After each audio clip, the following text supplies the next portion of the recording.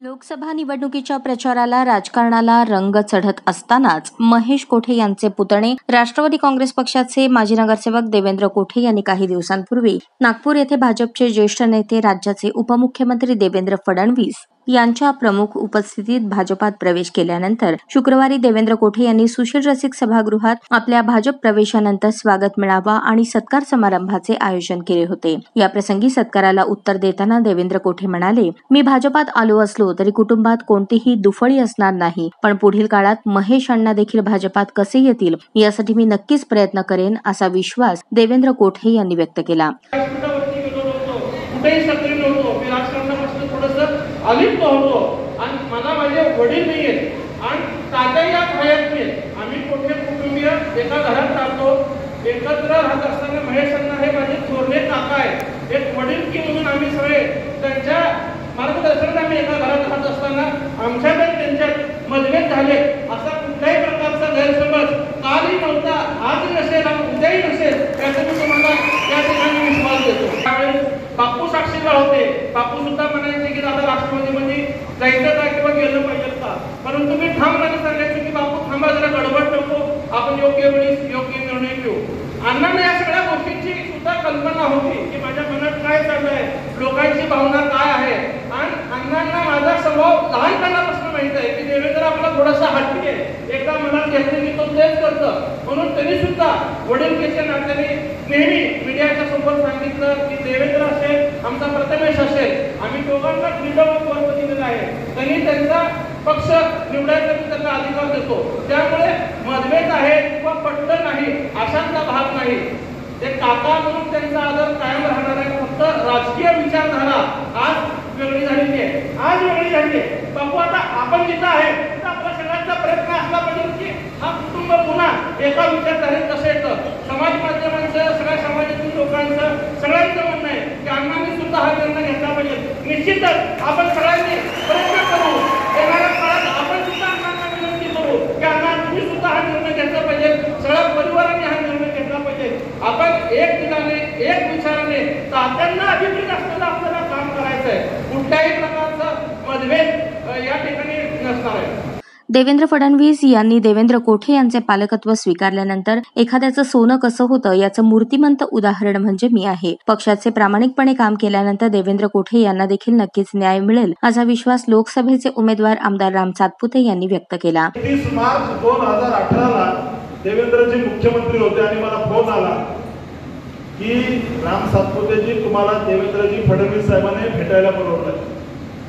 मी मुंबईला पुण्यामधून एसटीने गेलो आणि एसटीने गेल्यानंतर 2018 ची गोष्ट आहे, गेल्यानंतर मंत्रालयात कसं जायचं हेही माहित नाही। मी विद्यार्थी चळवळीतला कार्यकर्ता 2 तास मंत्रालयातल्या पाससाठी त्या ठिकाणी उभं राहिलो आणि त्याच्यानंतर पास घेऊन आतमध्ये गेलो। 2:30 ची वेळ होती मीटिंगची आणि 2:30 वाजता माझी भेट झाली। भेट झाल्यानंतर सांगितलं की तुला माळशिरसची विधानसभा लढवायची। म्हणलं साहेब माझ्याकडे काहीच नाही, मी चळवळीतला कार्यकर्ता आहे। अरे म्हणलं तुझं पालकत्व मी घेतो, तू आमदार झाला, तू काळजी करू नको। 500 रुपये खिशामध्ये होते। मला देवेंद्रजी फडणवीस साहेबांनी एका ऊसतोड कामगाराच्या मुलाला जो इंजिनियर आहे त्याला आमदार केलं। देवेंद्रजी ज्यावेळेस पालकत्व घेतात त्यावेळेस पूर्ण ताकदीने मागे उभं राहतात, याचं उदाहरण राम सातपुते आहे।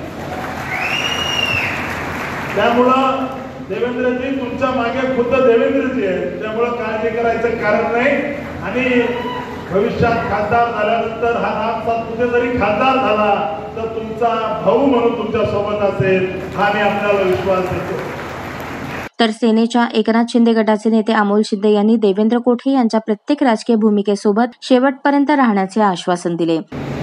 ज्या दिवशी देवेंद्र दादांची बातमी ऐकली की देवेंद्र दादांनी आदरणीय देवेंद्रजी फडणवीस साहेबांच्या उपस्थितीत भारतीय जनता पार्टीमध्ये प्रवेश केला, खऱ्या अर्थानं मी जेवढा जिल्हाध्यक्ष झाल्यानंतर मला जेवढा आनंद झाला नाही त्याच्यापेक्षा किंबहुना जास्त आनंद मला दादा या आपल्या हिंदुत्वाच्या विचाराने आणि छत्रपती शिवाजी महाराजांचा मावळा म्हणून या महायुतीमध्ये प्रवेश झाला त्याचा आनंद मला झाला। आता जन्नू साहेब बोलत होते, देवेंद्र कोठेजी जरी वयाने लहान असले तर अतिशय त्यांच्याकडे समयसूचकता, कधी कुठला निर्णय घ्यायचा, जेवढं देवेंद्र कोटेंना समजतंय, मला वाटतं त्यांना तात्याने दिलेली जी देवी शक्ती आहे का काय, अशा पद्धतीनं कायम म्हणजे योग्य वेळेस योग्य काय निर्णय घ्यायचा असतो तर ते कुणाकडून शिकलं पाहिजे, तर देवेंद्र कोटे माझ्या भावाकडनं शिकलं पाहिजे असं मी आवर्जून सांगतो. कारण देवेंद्र कोटे महाविकास आघाडीत असावेत म्हणून बरेच जणांनी देव पाण्यात ठेवले होते. प्रभाग 7 मध्ये सुद्धा सगळ्याला वाटत होतं की बाबा 2 टर्म आपल्या गेल्या, आता कुठेतरी ह्या मुलीला पकडून कानाच्या हाताला धरून पुन्हा एकदा काहीतरी करता येत आहे का काय, अशा विचारात काय जण होते. पण मला माहित होतं की देवेंद्र दादा ज्या पद्धतीने मौन ठेवतात, कधी कुठला निर्णय सांगत नाही आणि त्याच पद्धतीनं ऐन ज्या वेळेस योग्य टायमिंग होतं ते टायमिंग साधत देवेंद्र दादांनी अतिशय चांगला निर्णय घेतला आणि त्या निर्णयाचं स्वागत करण्याकरता संपूर्ण सोलापूर शहरातनं म्हणजे देवेंद्र दादा तुम्हाला नुसतं तुमच्या समाजातूनच हे लोक मानतात असं नाही आहे, तर आकडा पगड जातीतून तुमच्या पण लोकांच्या आशा आहेत, तुमचं त्या पद्धतीचा संपर्क आहे.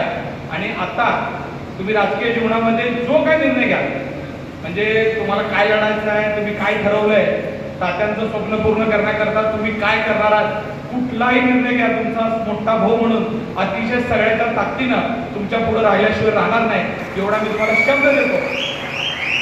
सत्कार मेळाव्याच्या सुरुवातीला देवेंद्र कोठे यांचा सत्कार करण्यात आला. यावेळी देवेंद्र कोठे यांना यंदाचा आमदार असे शब्द असलेला फेटा बांधण्यात आला. याप्रसंगी माजी आमदार नरसिंग मेंगजी, आमदार उमेदवार राम सातपुते, माजी महापौर श्रीकांचना यन्नम, सेनेचे अमोल शिंदे, भाजपचे ज्येष्ठ नेते रामचंद्र जन्नू, माजी सभागृह नेते श्रीनिवास कर्ली, माजी नगरसेवक मेघनाथ येमुल आदींसह देवेंद्र कोठे समर्थक, भाजपचे पदाधिकारी उपस्थित होते.